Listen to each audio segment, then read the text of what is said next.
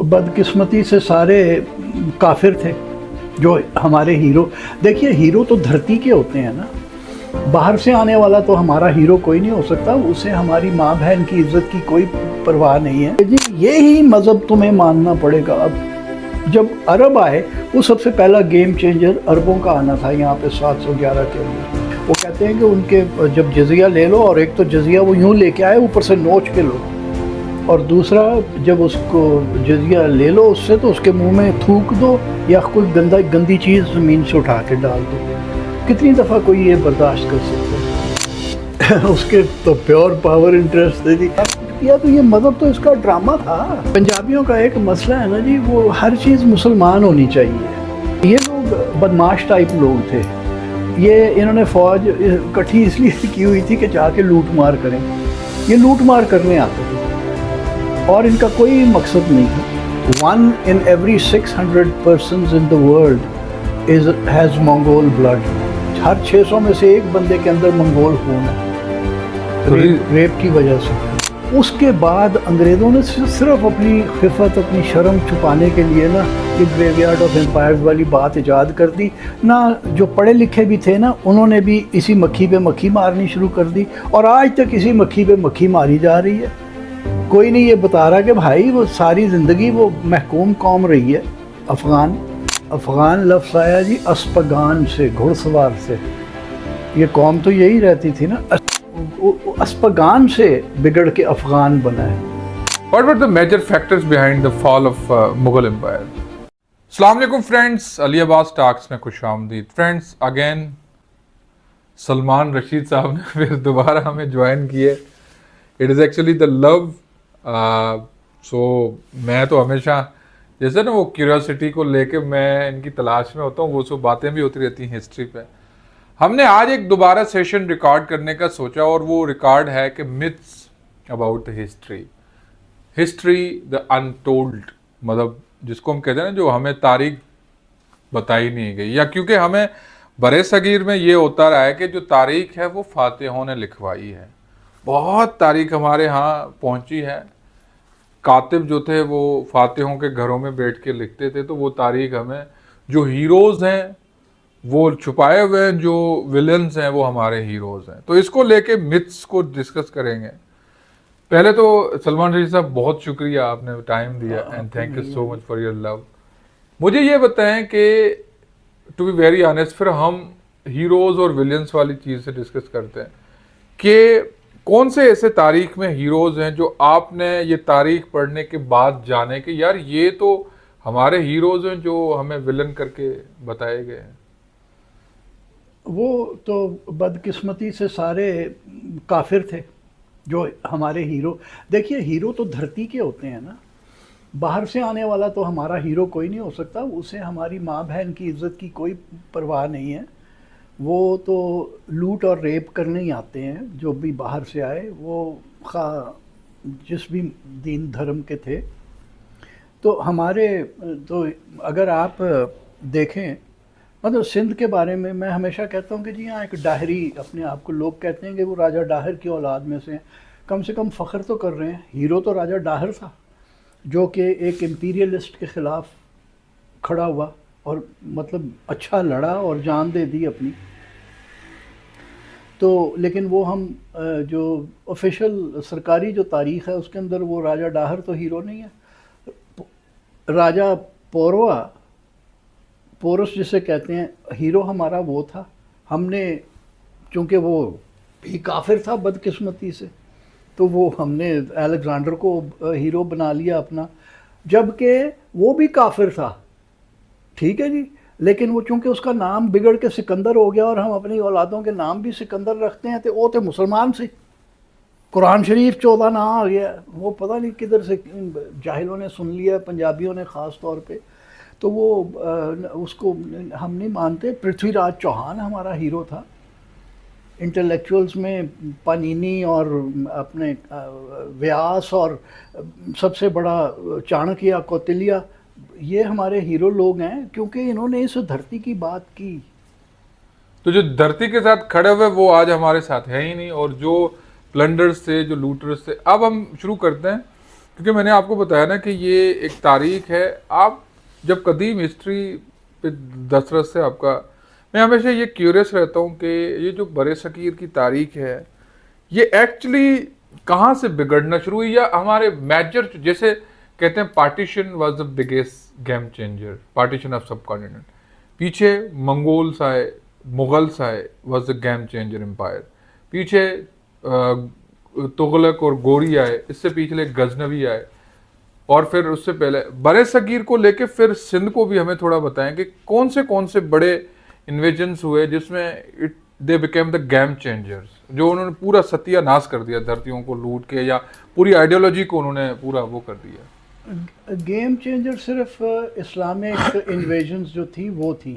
دیکھیے اس سے پہلے کوروش اعظم سائرس دا گریٹ کے زمانے میں تو نہیں, لیکن داریوش اول کے زمانے میں 520 قبل مسیح سے آن ورڈز یہ سندھ جو تھا وہ فارس کی سلطنت میں کا حصہ تھا, سترپی تھی, پنجاب بھی. لیکن یہاں یہ نہیں تھا کہ جی آپ یہاں جو بھی مذہب تھا, اب بدھزم ہلکا ہلکا پھیلنا شروع ہوا ہوگا کیونکہ بدھا کو گزرے ہوئے ابھی چند ہی سال ہوئے تھے, لیکن اس سے پہلے جو ہمارے دین تھے یہاں پہ دھرم تھے, وہ اس سے پہلے کے جو ہمارے دھرم تھے وہ چل رہے تھے ادھر. تو آ کے حقہ منشیوں نے یہ نہیں کیا کہ سر کٹ جائے گا اگر تم زرتشتی نہ ہوئے, آتش پرست نہ بنے. وہ آئے, حصہ بن گئے, یہ ہم ان کا, اور جس کا دل کیا اس نے آتش پرستی اپنا لی, جس کا دل کیا وہ اپنا وہ کرتا رہا جو پہلے سے کرتا تھا. الیگزینڈر آیا, وہ ہر جو مذہب ہوتا تھا اس کی عزت کرتا تھا اور وہ پریکٹسز بھی اپنا لیتا تھا.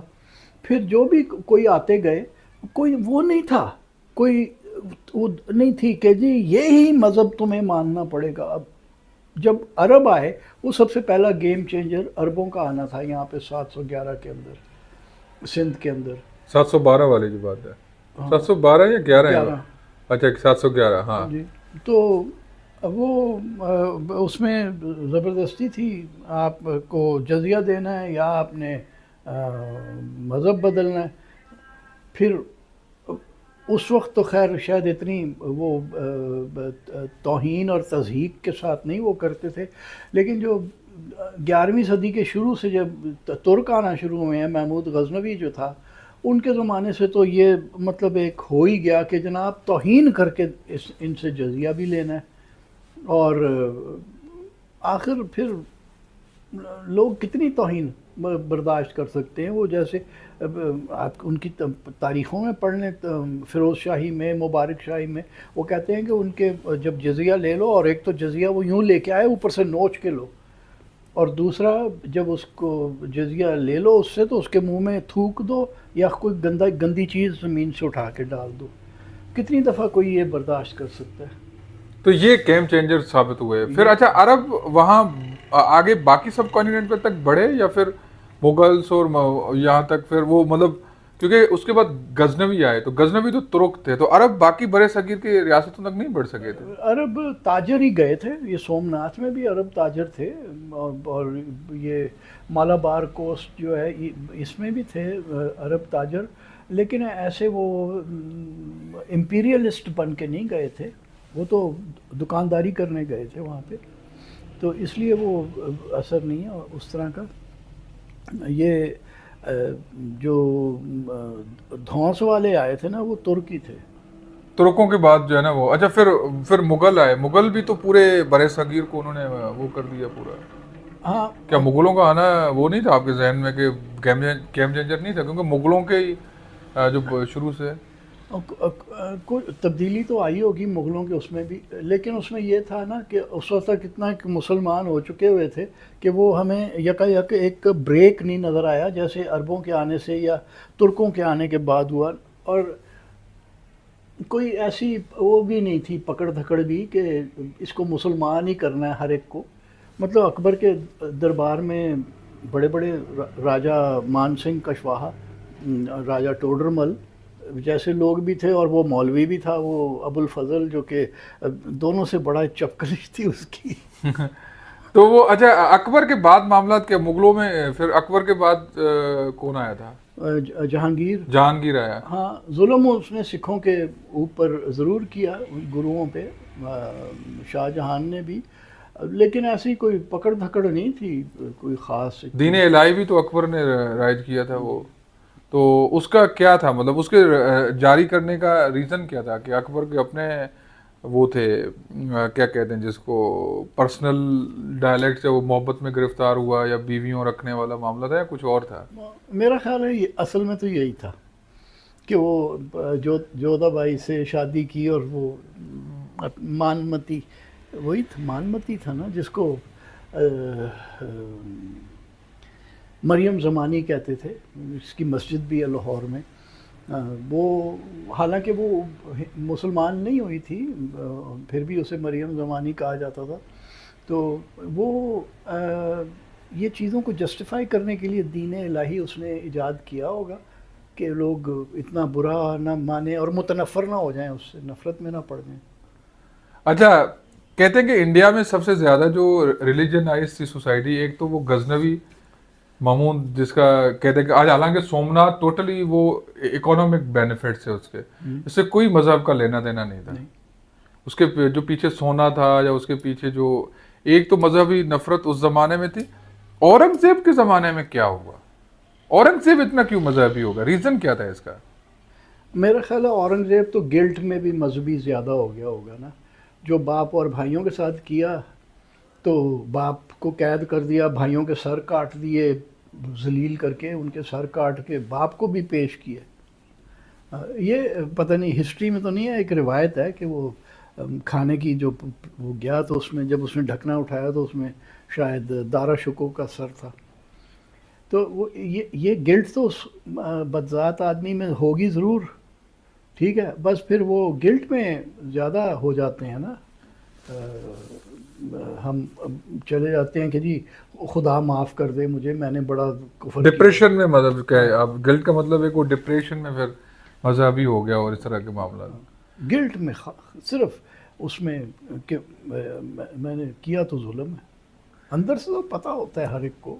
اچھا ریزن کیا تھا؟ مطلب مذہبی اس کا باہر کا اوڑا ہوا تھا یا کیا؟ مطلب وہاں پہ اس ٹائم تک کیا انڈین جو سوسائٹی تھی وہ اس میں اس ٹائم صوفی تحریکیں بھی چل رہی تھی میرے خیال میں. بالکل وہ گرو نانک اور اس کو لے کے وہ بعد کا زمانہ ہے. انہیں گرو نانک تو گزر گئے تھے 100 سال پہلے، لیکن بابا بلے شاہ وہ یہی تو ریفارم کرنے کی کوشش کر رہے تھے پنجاب میں خاص طور پہ، کہ یہ جو مولویوں کے پیچھے لگے ہوئے اس سے ہٹ جاؤ، اپنے اندر دیکھو، اندر ہی ہے سب. نہیں وہ کچھ نہ کچھ تحریک تو تھی اس ٹائم بھی، لیکن اس تحریک میں بھی کیا وہ اورنگزیب کے اس مذہب وانا رجت پسندی پہ اثر انداز نہیں ہوئی وہ چیزیں؟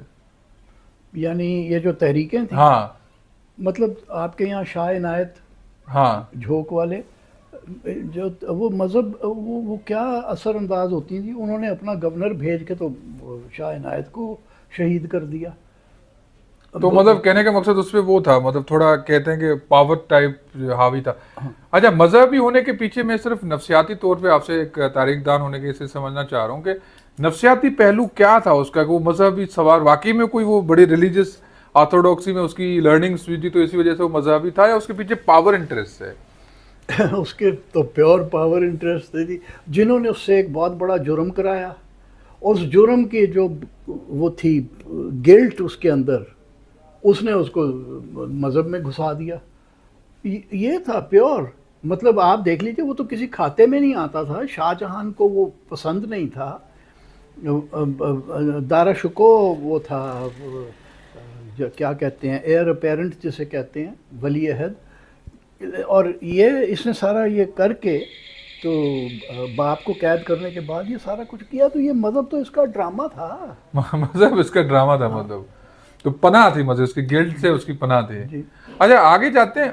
آپ کے ذہن میں آپ نے بھی تاریخ، کیونکہ آپ ایک چلتی پھرتی تاریخ ہے، اصل میں آپ کے لیے کہتا ہوں آپ نے چلتی پھرتی تاریخ ہے. کہنے کا مقصد ہے کہ یو ایکچولی ڈو سی، جاتے ہیں سائٹس پہ، لکھتے ہیں، دیکھتے ہیں. مغل امپائر کے فال کے پیچھے ایز اے اینشینٹ ہسٹورین آپ کے پیچھے کیا ابھی تک جو آپ کے علم میں ہے، what were the major factors behind the fall of Mughal empire? ایک تو میرا خیال ہے ایڈمنسٹریٹو کمزوریاں بہت آ چکی ہوئی تھیں. پھر وہ محمد شاہ رنگیلے جیسے لوگ جن کا کام اور کوئی نہیں تھا، رنگیلیاں رنگ رلیاں. اوپر سے جب بھی ایسا کبھی کچھ ہوتا ہے نا، روم بھی تو گرا نا. ہاں تو وہ جو باہر پیریفریز پہ بدماش کھڑے ہوتے ہیں وہ پھر آ جاتے ہیں آپ کو کام تمام کرنے کے لیے. تو ہمارے جو پیریفریز پہ تلنگے کھڑے تھے وہ نادر شاہ تھا نا، وہ بھی ترک تھا بائی دا وے. پٹھان اب کہتے ہیں کہ وہ پٹھان تھا، وہ ترک تھا. اور اس میں یہ جو افشاروں، یہ کیا ایرانیوں کی کون سے تھے، میں وہ فیملی کا نام بھول رہا ہوں، ان کی فوج کا جرنیل تھا. تو وہ اور پھر اس کا جو ایک لے پالک جرنیل تھا احمد خان. ہاں احمد شاہ عبدالی. ہاں سدوزئی، وہ پشتون تھا. تو وہ انہوں نے پھر وہ جو خلا بن رہی تھی یہاں پہ کہ کچھ بھی نہیں ہو رہا تھا، لوٹ مار عام تھی، دنگا تھا، تو انہوں نے آ کے وہ خلا پور کی لوٹ مار اور چلے گئے. تو پھر وہ اس سے جو ہے نا ایک انٹرنل رفٹ جو ہے نا وہ ایکسپوز ہوا مغل کا. پھر جو ہے وہ ایسٹ انڈیا کمپنی نے اپنے آگے ڈیرے ڈالے. ہاں پھر ایسٹ انڈیا کمپنی تو پہلے آ چکی تھی، لیکن جہانگیر کے زمانے بڑھ رہے تھے نا. ہاں پنجاب میں تو مہاراجہ رنجیت سنگھ کی وجہ سے نہیں آ سکے. تو جیسے ہی مہاراجہ کی وہ 1839 میں ہوا تھا نا ان کا. 1839 میں 1839 30 جون تھی شاید. 30 جون. اچھا آپ مہاراجہ رنجیت سنگھ سے جو ہے نا، ویسے یہ ہیرو ہے پنجاب کا، تو ویسے دیکھا جائے تو it's kind of the you know saviour. Punjab کا سارا رنگ کلچر سب کچھ مہاراجہ رنجیت سنگھ تک ایک اوج تھا پورا. کیوں نہیں اون کرتے آج کے پنجاب جو ہے نا سائڈ پہ جو لوگ اس کو؟ وہ پنجابیوں کا ایک مسئلہ ہے نا جی، وہ ہر چیز مسلمان ہونی چاہیے. ہاں مہاراجہ رنجیت سنگھ کی غلطی یہ تھی کہ وہ مسلمان نہیں تھا، کلمہ نہیں ان سے پڑھیا. 2 حرف ہی سی نا جو پڑھ لینا تھے پھر جائز تھا. تو وہ نہیں اس نے پڑھے، اس لیے وہ ہمارے لیے ہیرو نہیں ہے. لیکن وہ بہت بڑا ہیرو تھا، اس نے پنجاب کو بچایا بھی، کیونکہ اس کے بعد پٹھانوں نے ہمت نہیں کی آنے کی. اب پٹھانوں سے ہی بات آتی ہے، جیسے مہاراجہ رنجیت سنگھ تک تو پٹھان پنجاب میں نہیں گھس سکے نا. اور اسی دوران پھر ایک متھ بنتی ہے، میرے خیال میں وہ اسی دور کی متھ ہے جو میں آپ سے پوچھ بھی رہا تھا کہ Kabul is the graveyard of empires. یہ تھوڑا ہمیں کلیئر کر کے فرام دا ہسٹری بتا دیں کہ از دس ریئل کہ Kabul is the graveyard of empires? Afghanistan is the graveyard of empires. یہ ہر جو ایڈیٹ ہے نا جی فلم پروڈیوسر وہاں ہالی ووڈ کے بھی، وہ ایک فلم ہے لون سروائیور، اس میں بھی وہ میجر صاحب جو ہے نا وہ یہ الاپتے ہیں یہی Afghanistan is always been a graveyard of empires. تو گریو یارڈ آف امپائرز اگر آپ ہسٹری میں دیکھنا شروع کر دیں، افغانستان اپنے ہی لوگوں کی گریو یارڈ ہے جیسے اب ہے. ٹھیک ہے جی. وہ ہسٹری جو شروع ہوتی ہے تو وہ تو وہاں سے شروع ہو رہی ہے ہخامنشی دور میں. داریوش اول سے ہمیں پتہ چلنا شروع ہوتا ہے. افغانستان ان کی ایک ساتراپی تھی، ٹھیک ہے، اور ان کے وہاں پہ وہ تصویریں بھی ہیں کہ وہ کس طرح وہ جزیہ لے کے آ رہے ہیں، وہ کیا کہتے ہیں، خراج لے کے خراج لے کے آتے ہیں. تو اور ہمیں کہیں ایران کی تاریخ میں، فارس کی تاریخ میں یہ نہیں ملتا کہ جی پٹھان کھڑے ہو گئے اور انہوں نے بہت وہ کیا. ہخامنشی سلطنت کو الیگزینڈر نے ختم کیا. الیگزینڈر ازبکستان میں لڑائیاں لڑتا ہوا آیا، رخسانہ کے باپ کے ساتھ پاکستان میں آ کے، یہ جو موجودہ پاکستان ہے، باجوڑ میں اس کی لڑائی ہوئی، سوات میں بڑی لڑائیاں ہوئیں. یہ لوگ پختون ہی تھے. وہ کہتے ہیں نہیں ہم نہیں، پختون نہیں تھے. وہ مجھے ایک بابے نے ایک بار کہا تھا کہ وہ یہ بدھسٹ تھے، تو میں نے کہا وہ کون تھے؟ کہتے وہ کوئی اور تھے. پھر جب اسلام آ گیا تو ہم پٹھان بن گئے. اسلام آ گیا تو پٹھان بن گئے. پہلے وہ یہ لوگ یہاں پہ لڑے، افغانستان کا کوئی ذکر ہی نہیں ہے کہ وہاں پہ کوئی لڑائی ہوئی. وہ لیٹ گئے چپ چاپ. اچھا، الیگزینڈر کے جانے کے بعد آ گیا تھوڑا سا دور راجہ پوروا کا، پھر چندر گپت موریہ کا. تو کابل اور یہ جو تھے کندھار، یہ چندر گپت موریہ کی سلطنت کا حصہ تھے. اشوک نے، چندر گپت کے پوتے نے تو ہرات تک قبضہ کیا ہوا ہاں تھا. ہرات جو پورا پرشین سائڈ ہے پوری افغانستان میں. ہرات ویسے بھی پٹھان لوگ نہیں ہیں، وہ تو فارسی لوگ ہیں. صحیح. ان کا کلچر ہی اور ہے، ان کی زبان فرق ہے. وہ پتہ نہیں کیوں حصہ بنا دیا افغانستان جیسے جانگلی ملک کا. اسی سے میں آپ کو کہہ رہا ہوں. تو کوئی ریزسٹنس نہیں تھی، کہیں ہمیں تاریخ میں نہیں ملتا کہ وہ ریزسٹ کیا. وہ گئے تو انڈو گریکس آ گئے 180 قبل مسیح میں، وہ ان کی 100 سال حکومت رہی. سیتھینز آ گئے، پارتھین آ گئے، ساسانین آ گئے. کہیں پٹھانوں نے، افغانوں نے ریزسٹ نہیں کیا. ٹھیک ہے جی. تو پھر گریو یارڈ کیسے ہو گیا امپائرز کا؟ ہر ایک نے آ کے اپنی سلطنت بنائی. وقت جب پورا ہو گیا، کوئی ان سے طاقتور سلطنت آئی تو وہ لے گئے. پٹھانوں نے نہیں کسی کو بھی نکالا، افغانوں نے نہیں. ایک مجھے وہ میر وائز کا ایک ذکر مل رہا ہے، نور محمد کلہوڑا کے زمانے میں کندھار میں وہ تھا.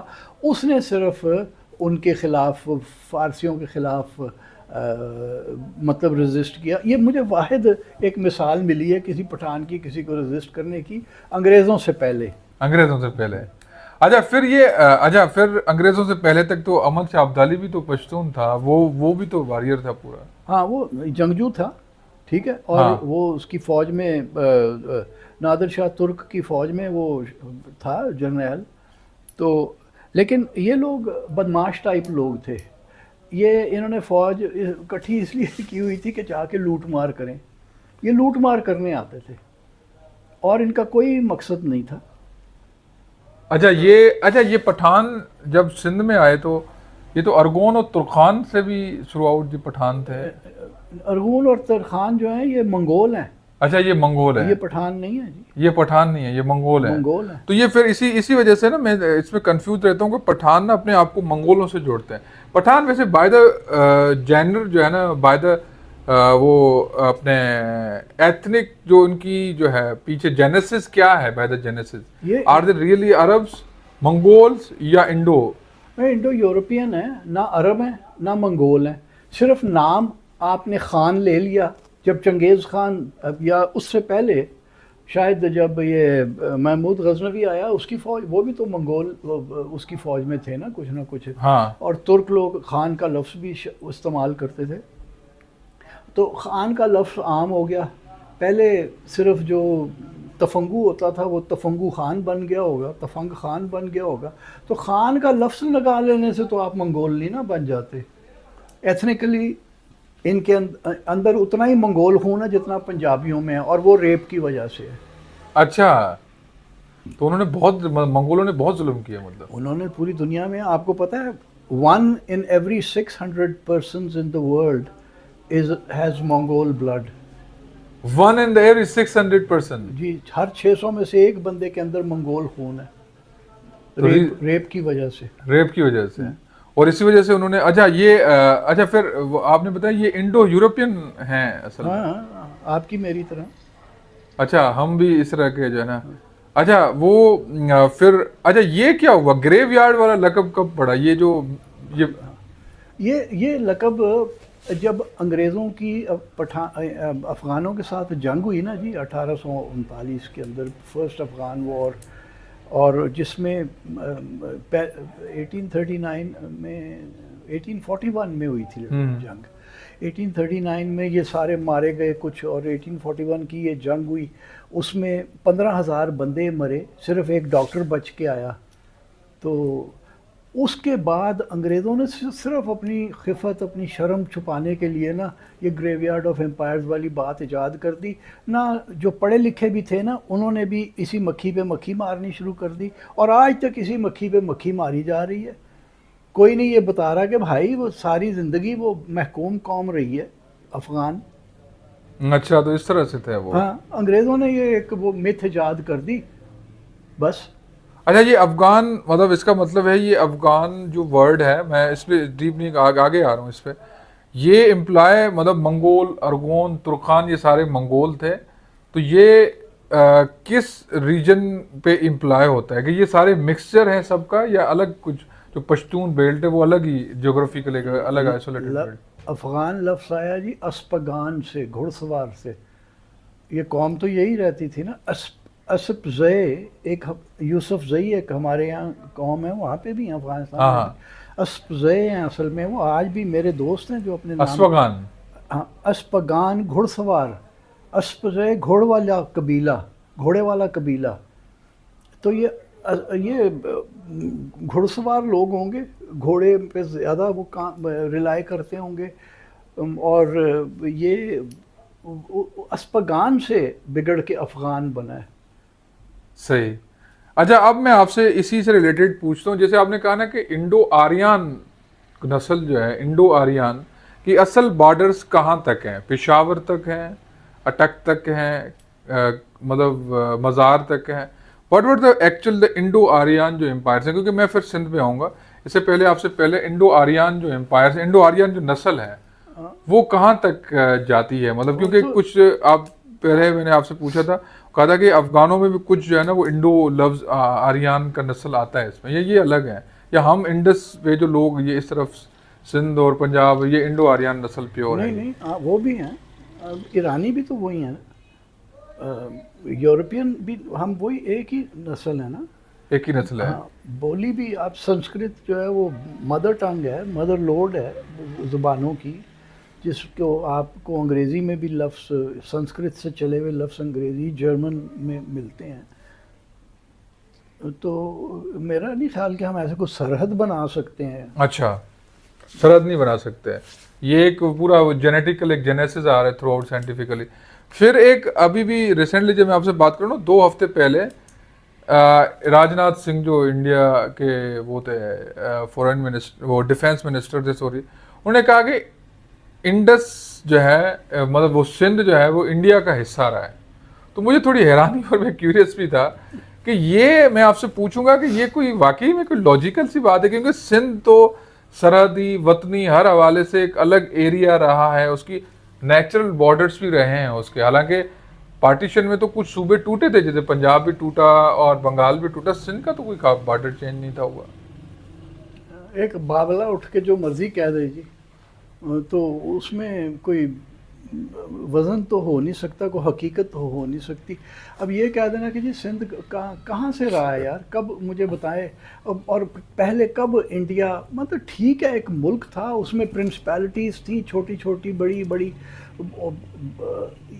یہ ایک بالکل ہی نا بے مقصد اور احمقانہ بات اس نے کی ہے. وہ بہت بڑا ایڈیٹ ہے وہ آدمی میرے لغت کے اندر، کہ جی وہ ایسے یہ جو افغانوں والی بات کہ جی پنجاب تک افغانستان تھا، کہ جی وہ 15 سال احمد شاہ ابدالی نے قبضہ کر لیا تو 15 سال میں پنجاب جو ہے وہ افغانستان کا حصہ بن گیا. تو وہ جو 150 سال اس وقت چندرگپت موریہ کے دور میں ہمارے پاس سارا افغانستان تھا، تو ہم بھی پھر کہہ دیں کہ وہی وہ ہے. یہ ایک ایڈیوٹک سی بات ہے جی بالکل. اس میں کوئی اس کے اوپر نا صرف آپ ترس ہی کھا سکتے ہیں کہ ایک بہت ہی بڑا پاگل آدمی ہے کوئی. تو اس طرح سے مطلب آپ تھوڑا اگر پیچھے بتائیں تو ان جو آپ نے اس بتایا بھی تھا کہ تھوڑا بہت ایون بلکہ جو تھر کے کچھ پارٹس تھے اس میں تو یہ جو کون سی لینگویج تھی سندھ کے ساتھ جو ڈھاٹی اور یہ وہ مارواڑی. تو اگر آپ کہیں تو وہ تو ویسے ہی ایک مطلب بارڈر تو لنگوسٹک بارڈر ہی بن گیا کہ یہاں پہ ڈھاٹکی اور سندھی تھی، تو وہاں پہ وہ ہے. اور کلچرل بارڈرز بھی الگ تھے اور اس طرح کے. ویسے سندھ کا جو اصل بارڈر جو راجہ ڈاہر سے تھا وہ کہاں تک تھا سندھ میں؟ وہ راجہ چچ نے جو ڈیلینیٹ کیا نا، وہ ایک تو جو ندی آج بھی ایران اور بلوچستان کے بیچ میں بارڈر بنتا ہے نا جی، نہنگ ندی جو ہے جو پھر تربت کے پاس سے گزرتی ہے، وہ وہاں تک راجہ چچ نے جا کے کھجور کے پیڑ لگائے تھے. کہاں پہ کون سی ندی کہہ رہے ہیں آپ؟ نہنگ اس کا نام ہے. ایران اور اس کے بیچ میں، ایران اور اپنے ہمارے پاکستان کے بلوچستان کے بیچ، وہاں پہ اپنا تربت کے پاس، تربت سے مغرب کی طرف. تو وہاں اس نے کہا کہ جی یہ میں پیڑ لگا رہا ہوں، یہ بارڈر ہے میرے ملک کا ان کے ساتھ، فارسیوں کے ساتھ. ساسانیوں کا دور تھا، اور پھر اس طرف جو تھا سندھ کو تو تقریباً پنجاب کا جو کافی سارا حصہ ہے وہ بھی سندھ مانا جاتا تھا. ہاں اٹھ کے آپ لوگ یہ شروع کر دیں گے جی یہ ہاں وہی ہے نا، اس طرح کی چیزیں. ہاں تو یہ بے مقصد باتیں ہیں بالکل نا کہ جی. تو اچھا وہ سندھ کا بارڈر پھر شارٹ کب ہوا؟ راجہ رنجیت سنگھ کے زمانے میں؟ ہاں اس وقت یہ مہاراجہ نے تو کوشش بھی کی تھی کہ وہ شکارپور پہ قبضہ کرے لیکن وہ ذرا لیٹ ہو گیا. شاید 5-7 سال اور مل جاتے تو ضرور کو حرکت کرنا ہی تھی مہاراجہ نے. اچھا یہ ویسے مہاراجہ رنجیت سنگھ کے اس کے فال ڈاؤن وہ نیچرل ڈیتھ ہوئی تھی اس کی شاید؟ نہیں تو وہ بیمار ہو کے فوت ہوا مہاراجہ. اور جو وہ خون وون ناک سے چالو ہوا، مجھے لگتا ہے ڈینگی ہو گیا تھا مہاراجہ کو. ہو سکتا ہے اس وقت ایجاد ہو گیا اور ڈینگی. اچھا تو اس طرح کے مطلب مہاراجہ تک جو ہے نا وہ کوئی ہاں امپائر کوئی ویک ہو چکا تھا یا کیا جو فوراً جو ہے نا انگریزوں نے آ کے قبضہ کیا؟ یا 10 سال لگے. 1839 میں انگریزوں کا قبضہ ہوا، سوری 1849 میں. 39 میں تو مہاراجہ کی ڈیتھ ہوئی تھی. ہاں تو وہ دیکھیے مہاراجہ کے دور میں تو سلطنت کمزور نہیں ہوئی تھی، آخر تک پورے 40 سال حکومت کی، بڑی دبا کے صحیح کی. لیکن کوئی لڑکوں میں وہ شیر سنگھ ہی تھا ایک جس میں کوئی ذرا جان تھی، وہ قتل ہو گیا. شیر سنگھ کے بعد جو ہے نا ہم اچھا پھر ہم کچھ ہیروز دیکھتے ہیں. جیسے آپ نے کہا نا کہ پنجاب کے لیے یا ہمارے لیے بھی جو آئیڈیالوجی پڑھائی جاتی ہے سب کے سب جو ہے نا مسلمان ہونا لازمی ہے. کیا ریزن ہے؟ کیا ہم اب تک راجہ مطلب محمد بن قاسم سے لے کے ابھی تک کیا ہم اپنے ہیروز نہیں کر پائے، یا کوئی یہ کیا ریزن ہے کہ ہم ہر چیز جو ہے محمد بن قاسم تک جوڑتے ہیں، مسلمان ہونے تک جوڑتے ہیں؟ یا جیسے بھگت سنگھ ہے، اور اس بھگت سنگھ کے زمانے کا اور کون سا ہیرو تھا؟ وہ تھا اپنا بھگت سنگھ کے زمانے میں جگا جٹ. یہ بڑے اس زمانے کے واریئرز تھے. لیکن بھگت سنگھ کو ہم آن نہیں کرتے، راجہ رنجیت سنگھ کو آن نہیں کرتے، راجہ ڈاہر کو آن نہیں کرتے. یا تھرو آؤٹ ہم ابھی تک جتنے بھی جو لوگ پلنڈروں کے ساتھ آئے ہم ان کی بڑی ان کو سر پہ بٹھایا ہوا ہے مطلب، لیکن ہم اپنے لوگوں کو آن نہیں کرتے. یہ ریزن کیا ہے؟ نفسیات کیا ہے اس کے پیچھے؟ صحیح بتائیے گا. صحیح تو میں آپ کو شاید ایک بار ہم پہلے بات کر چکے ہیں.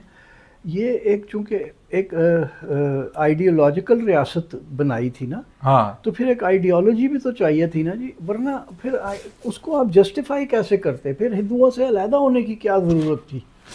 اگر ہمارے پاس ایک آئیڈیالوجی علیحدہ نہیں تھی، ہمارے ہیرو علیحدہ نہیں تھے، وہ جیسے جناح نے بھی کہہ کے پکا کر دیا نا ہمیں کہ تمہارا لباس فرق ہے، تمہارے ہیرو فرق ہیں، تمہاری روٹی فرق ہے، حالانکہ ایک ہی کچھ ہم سارا کچھ کر رہے ہیں. وہ کہہ کے ہمیں پکا کر دیا کہ ہمارے تو ہیرو ہی فرق ہیں.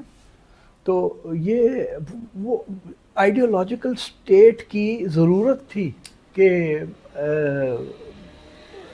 ہیرو ہمارے جو ہے نا وہ مسلمان ہی ہوں.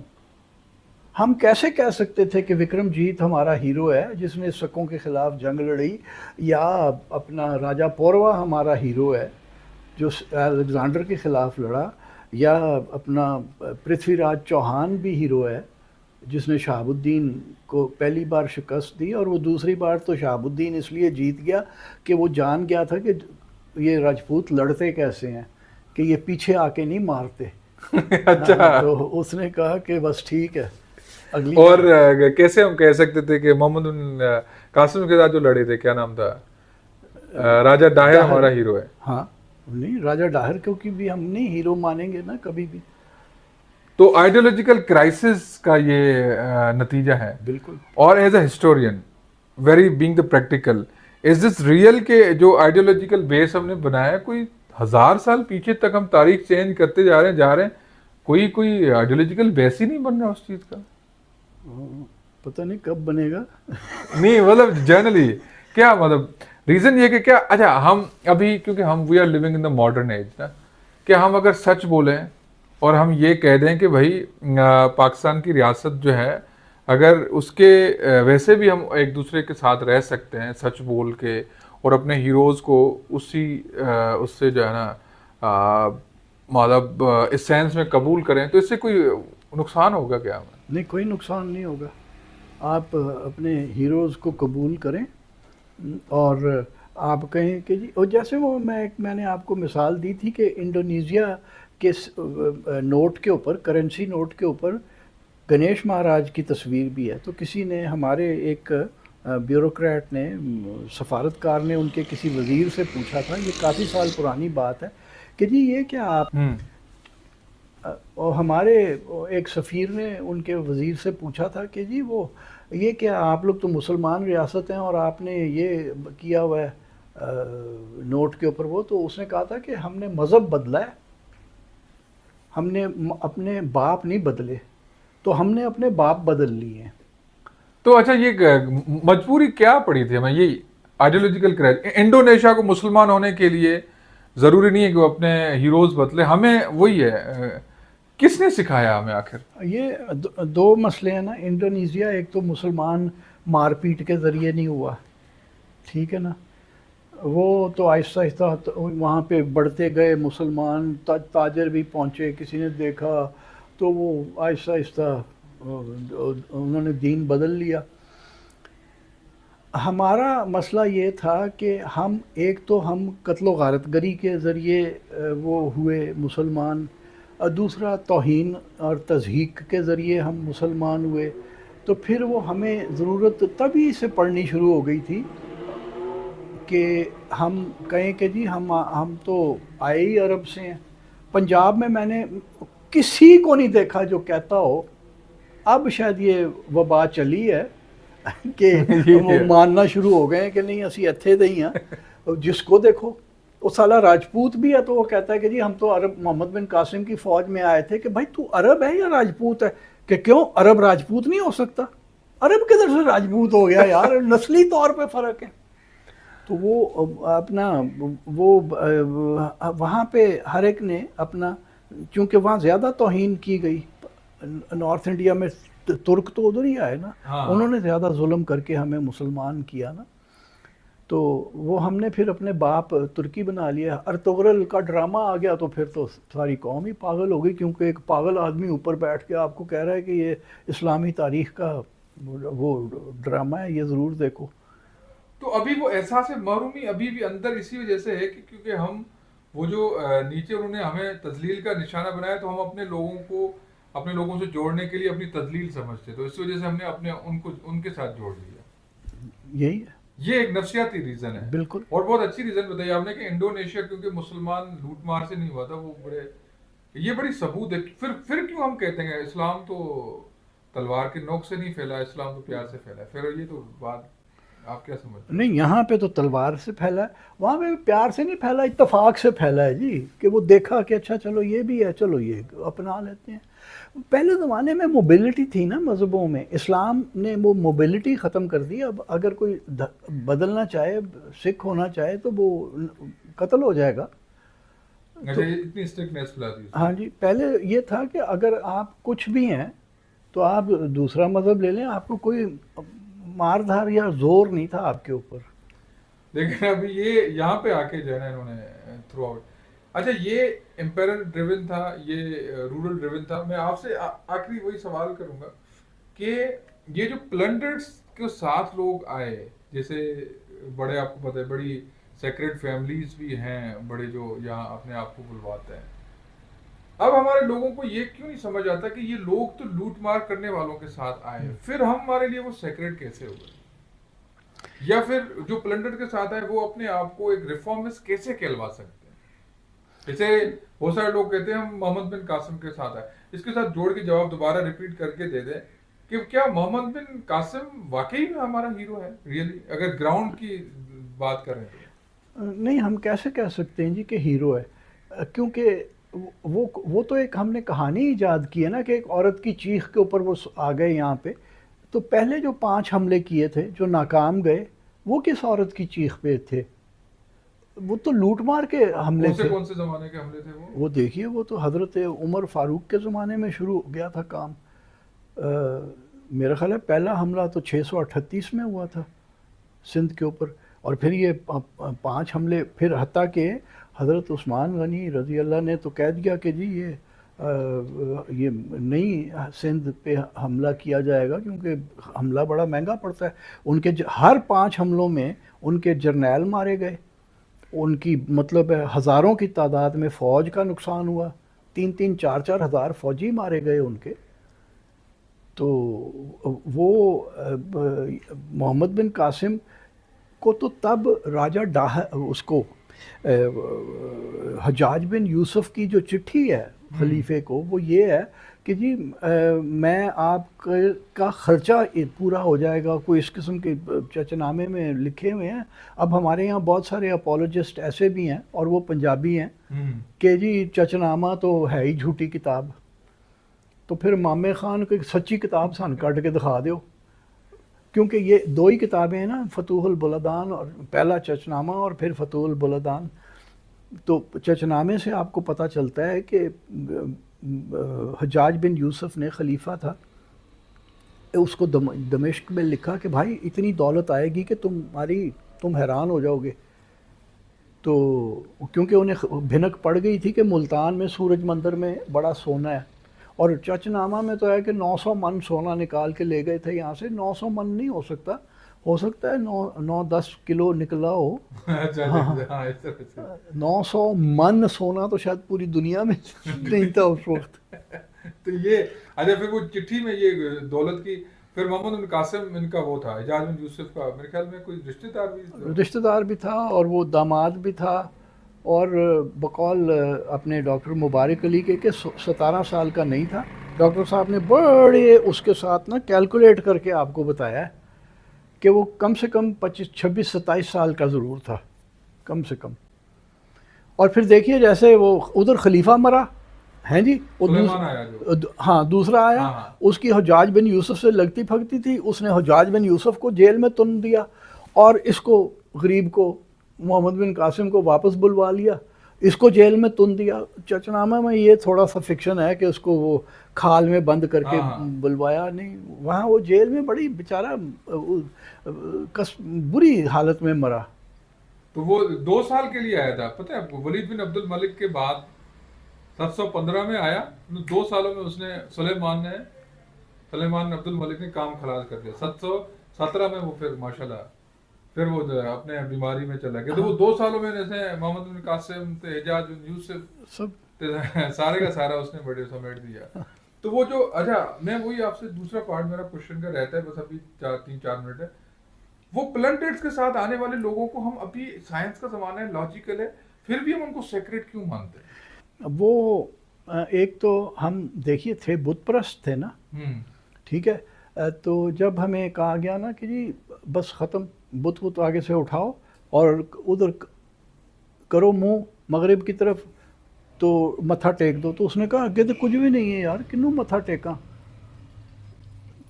بڑی مشکل سے سمجھ میں آیا کہ نہیں، ہوا میں تو متھا ٹیکتا رہے خانہ خراب، ادھر منہ کر کے، تیرا خدا ادھر رہتا ہے. تو پھر ہم سے رہا نہیں گیا. وہ جب جنہوں نے زبردستی ہم سے خالی متھے ٹکوانے شروع کیے تھے نا، پھر انہی کی جب قبریں بنی تو پھر وہ ہمارے لیے وہ بت بن گئے. یہ آپ کا شہباز قلندر مروت سے جو آیا تھا، یہی کرنے آیا تھا نا، تو وہ پھر ہمارا وہ بن گیا نا، خدا ہی ہے تقریباً. ویسے اگر تھوڑا بہت مروند کی جو ہے نا تھوڑا ہسٹری اگر بتا دیں، عثمان مروندی کی، کہاں سے آیا تھا وہ، کون سے زمانے میں؟ یہ کیا تھا، 11ویں صدی کے آخری کے دنوں میں آیا تھا. اور وہی وہ جو امپیریلسٹ تھے ان کا بالکل علویوں کے خلاف ان کی پراکسی تھا یہ. اسی طرح آپ کا علی حجویری جو ہے بڑا اچھا آدمی تھا جی، کشف الماجوب بڑی اچھی کتاب ہے، لیکن وہ بھی تو ایک ایجنڈے کے ساتھ ہی آئے تھے نا. تو کس ایجنڈے کے ساتھ آئے تھے وہ؟ اس کے اوپر میرا ویسے اتنا وہ نہیں ہے، جنرلی جو آپ کے علم میں تھوڑا جو ایجنڈا تھا یہی تھا کہ جسٹیفائی کر دیں یہ جو ادھر انویژنز ہو رہی ہے. یہ نا ان خونی انویژنس کا یہ ایک اسپرچول اور سافٹ امیج تھا یہ. خونی انویژن کا یہ سافٹ امیج بنانے لگا. ہاں تو وہ جو انہوں نے تذلیل کی تھی اور انہوں نے تضحیق کی تھی وہ اس کو جسٹیفائی کرنے کے لیے اس طرح کیا. Thank you so much sir, it was so nice. Thank you again.